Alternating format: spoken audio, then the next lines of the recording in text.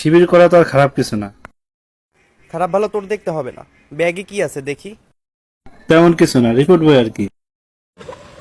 Report বই আবার কি, দেখি তো ভিতরে কি আছে।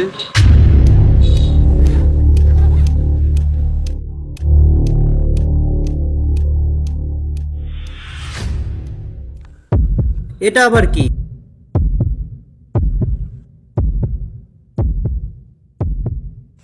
এগুলো কিরে মাহাদি, কিছুই তো বুঝতেছি না। এইগুলো হচ্ছে আমাদের শিবিরের রিপোর্ট বই।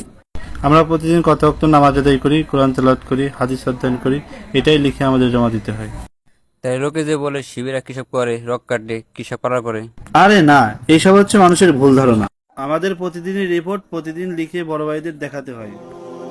এখানে নামাজ ফাঁকি দেওয়ার কোনো অপশনই নেই। আচ্ছা, আমি এখন যাই, আমার প্রাইভেটে দেরি হয়ে যাচ্ছে।